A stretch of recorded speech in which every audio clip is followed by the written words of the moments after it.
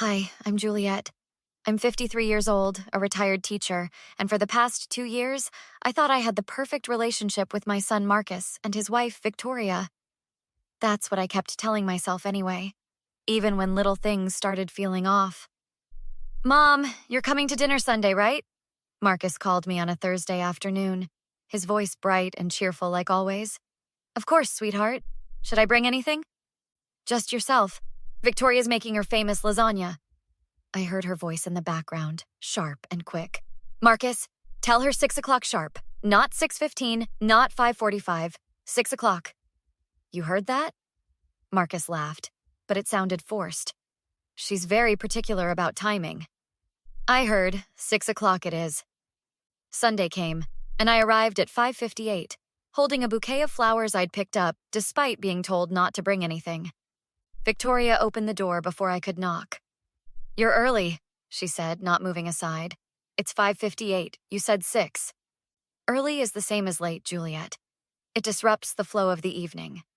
She took the flowers without looking at them. And I told Marcus to tell you not to bring anything. Why don't you ever listen? Marcus appeared behind her. Mom, come in, come in. Don't mind Vicky. She's just stressed about the lasagna. I'm not stressed, Victoria snapped. I'm organized. There's a difference. I stepped inside, and the evening proceeded exactly like the previous dozen dinners. Stilted conversation, Victoria correcting everything I said, and Marcus trying desperately to smooth things over. So, Mom, tell us about your book club, Marcus said, serving the lasagna. Well, we just finished this fascinating novel about... Marcus, you're serving too much, Victoria interrupted. She'll never finish that portion. You know she wastes food. I don't waste food, Victoria. Really? Because last time you left half your plate? I was full. Or you didn't like my cooking. Victoria, that's not... It's fine, Juliet. You don't have to pretend. She turned to Marcus. Your mother never approved of me. She made that clear from day one. That's not true, I protested. I welcomed you into this family with open arms. Did you? Because I remember very clearly what you said at our engagement party. I said congratulations and that I was happy for you both. You said you hoped Marcus knew what he was getting into. That's not how I meant it. Marcus put his fork down. Can we please just have one peaceful dinner? The tension dissolved into uncomfortable silence. This had become our new normal, and I couldn't understand why. 2 weeks later, my neighbor Carol knocked on my door, looking concerned. Juliet, honey, I need to talk to you about something. Come in. What's wrong? She sat on my couch, wringing her hands. I ran into Victoria at the grocery store yesterday. She said some things that worried me. What kind of things? She told me you've been acting strange lately. Forgetting things, getting confused, showing up at their house at odd hours. Carol looked at me carefully. She said you came by at midnight last week, banging on their door, claiming Marcus was in danger. My stomach dropped. Carol, I haven't been to their house outside of planned visits in months. I've never shown up at midnight. That's what I thought. She also said you've been calling them 20, 30 times a day, leaving incoherent messages. I call Marcus maybe twice a week. What is she doing? I don't know, but it gets worse. She asked me if I'd noticed you acting unstable. She used that exact word, unstable. She said she's worried about your mental health and might need to take action soon. My hands started shaking. Take action? What does that mean? I think she's building a case against you, Juliet. I don't know why, but she's telling people you're losing it. Who else has she talked to? She mentioned speaking with your mail carrier, the woman at the pharmacy, even your hairdresser. She's been very thorough. I called Marcus immediately. Hey, Mom, what's up? Marcus, I need you to tell me the truth. Has Victoria said anything to you about me being... unwell? Silence. Then... Mom, she's just concerned. You have been calling a lot. Twice a week is not a lot, Marcus. She showed me the call log. It said 37 calls last Tuesday. That's impossible. Check your actual phone records, not whatever she showed you. Mom, please don't make this harder than it needs to be. Victoria thinks you might need help. And honestly, some of your behavior lately... What behavior? Give me one specific example. The midnight visit, the confused voicemails, the way you've been hostile toward Victoria. None of that is true. She's lying to you. Why would she lie? Mom, I think you should see someone. A therapist, maybe a doctor. Marcus, you're my son. You've known me your entire life. Do you really think I'm losing my mind? Another pause. I don't know what to think anymore. He hung up. I sat there, stunned, realizing that Victoria was systematically destroying my reputation and my relationship with my son. But why? The next morning, I drove to Best Buy and bought 4 security cameras. If Victoria was going to claim I was doing things I wasn't, I needed proof of where I actually was. I installed them myself. 1 at my front door, 1 at my back door, 1 in my living room, and 1 in my driveway. All connected to my phone with cloud backup. 3 days later, my phone rang at 3 a.m. It was Marcus. Mom, where are you right now? In bed, asleep. Where else would I be? Victoria says you're outside our house. She can see you through the window. Marcus, I'm looking at my security camera feed right now. I'm in my bed. I haven't left my house. She's insistent, Mom. She says you're standing by the mailbox. Then she's either lying or hallucinating. Check your outdoor cameras. We don't have any. Well, I do now. I'm recording everything. My cameras show I'm home. Why would you install cameras? Because your wife is making false accusations, and I need to protect myself. He hung up again. But I had my proof. The following week, I invited my friend Linda over for coffee. You look exhausted, she said, settling into my kitchen chair. I am. Victoria's escalating. She called Marcus at 3 a.m. last week, claiming I was outside their house. My cameras proved I was home. Did you show Marcus the footage? He won't look at it. He believes everything she says. Linda stirred her coffee thoughtfully. Why do you think she's doing this? I've been trying to figure that out. The only thing I can think of is control. She wants Marcus completely isolated from me. Or maybe there's something else. Money? Property? I froze. My house. When my husband died, he left everything to me with the understanding it would go to Marcus eventually. It's worth about $800,000 now. And if you were declared mentally incompetent, Marcus would likely get power of attorney, and Victoria would control Marcus. That's motive, Juliet. The next day, Victoria called me directly. A rarity. Juliet, we need to talk. Can you come over this afternoon? What's this about? I'd rather discuss it in person. Say, 2 o'clock? Something felt wrong, but I agreed. I made sure to check my cameras before I left. 2:07 p.m. departure, clearly visible. When I arrived, Victoria answered with a smile that didn't reach her eyes. Come in. I'm so glad you could make it. Marcus wasn't home. We sat in the living room, and Victoria poured tea with exaggerated care. Juliet, I want to apologize. I think we got off on the wrong foot. What's this really about, Victoria? Can I try to make peace with my mother-in-law? You've been telling people I'm unstable. You've been fabricating incidents. Why? Her smile vanished. I have no idea what you're talking about. Carol told me about your conversation. You claimed I showed up at midnight, that I'm calling constantly, that I'm losing my mind. Those are serious accusations, Juliet. They're also lies.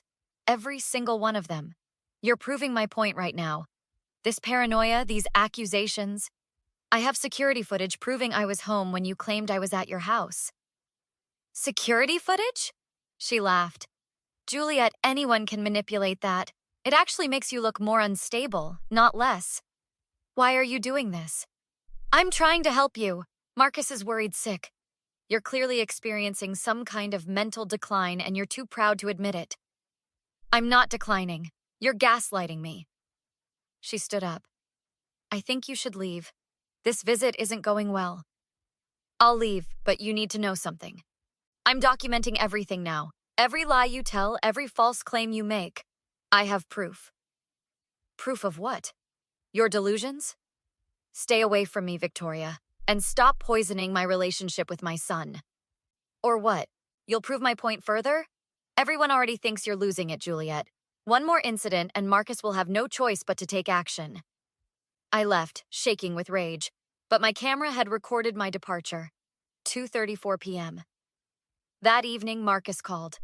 "Mom, Victoria said you came over today and made threats." "I didn't threaten anyone. She ambushed me with a fake peace offering. She said you told her to watch her back and that you'd make her pay." "Complete lies.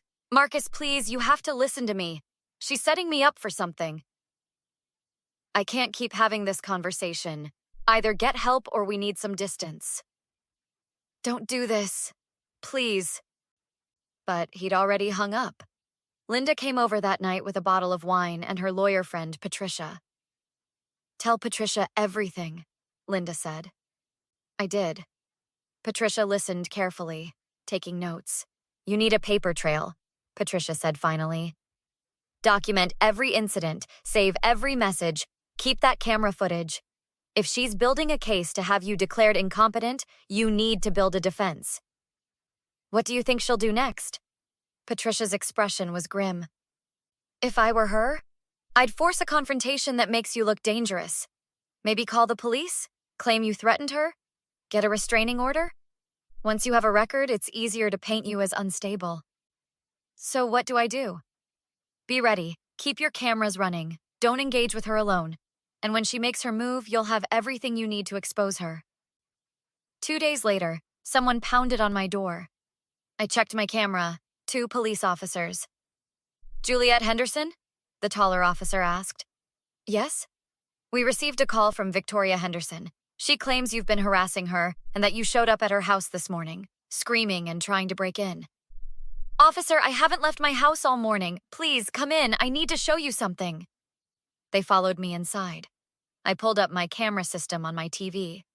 "This is my front door, back door, driveway, and living room. All recording continuously." I showed that morning's footage. "As you can see, I've been home all morning. Made breakfast at 8:30, been reading since then." The female officer leaned forward. "This is time-stamped and cloud-backed?" "Yes. Impossible to manipulate. I can give you the security company's information to verify." The male officer frowned. "Why do you have so many cameras, Mrs. Henderson?" "Because Victoria has been making false accusations for weeks. I needed proof I'm not doing what she claims." Just then, my doorbell rang. The cameras showed Victoria, Marcus, and another officer. "That's her," I said. They opened the door. Victoria pushed forward. "She was at my house. She was screaming at my door, threatening me. Tell them, Marcus." Marcus looked uncomfortable. I didn't see her, Vicky. I was upstairs." "But you heard her." "I heard you yelling about someone at the door." "Mrs. Henderson has security footage showing she was home all morning," the female officer said. "That's impossible. This is obviously fake." "It's cloud-backed with timestamps," the male officer explained. "We can verify it with the security company." "Then she hired someone to impersonate her. She's crazy, can't you see that?" "Victoria, stop," Marcus said quietly. "She was home. You were wrong. Don't you dare take her side, after everything I've told you about her." "There's no side to take.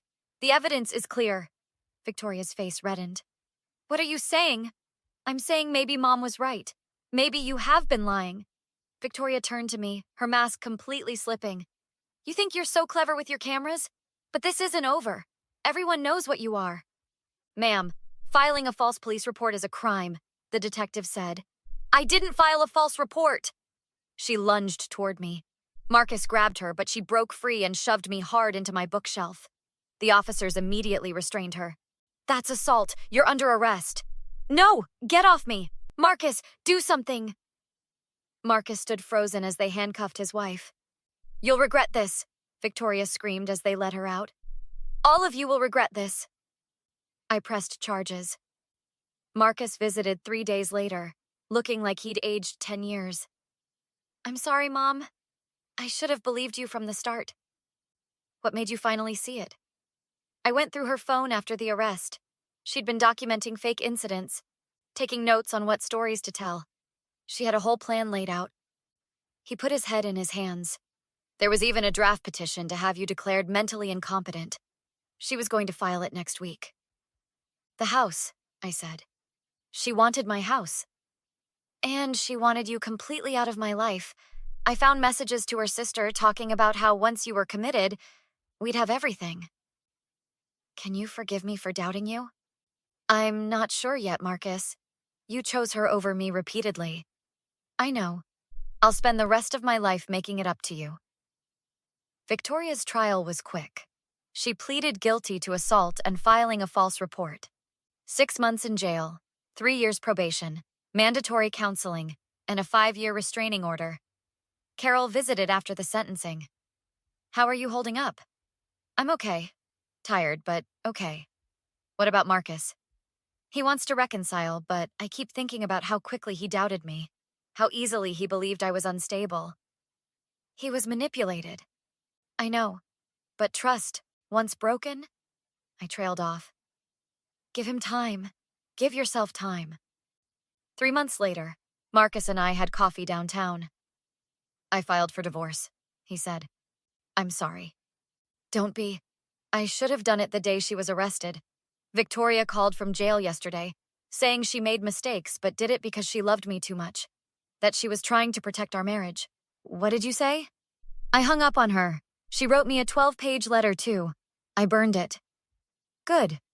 She's been writing you letters, too. Did you know? I told the jail to reject any mail from her. She violated the restraining order last week. Sent you a letter through a friend who didn't know about the order. What happens now? Patricia's filing charges. Victoria served 90 more days. When she got out, she moved to another state. I heard she's telling people there that you framed her, that you're a vindictive mother-in-law who destroyed her life. Some people never change. We sat quietly. Can we fix this? You and me? Marcus asked. I think we can build something new. Not what we had before. That's gone. But maybe something stronger. I'd like that. It'll take time. A lot of time. I understand. I'll wait as long as it takes. My cameras are still up. They'll stay up. Because I learned the most important lesson. When someone shows you who they are, believe them. And when someone tries to destroy you, document everything. Victoria wanted me to look unstable. Instead, she exposed her own instability. That's revenge enough for me. Has anyone else dealt with family members who tried to discredit them? How did you protect yourself? Share your stories below, and don't forget to like and subscribe for more real-life revenge stories.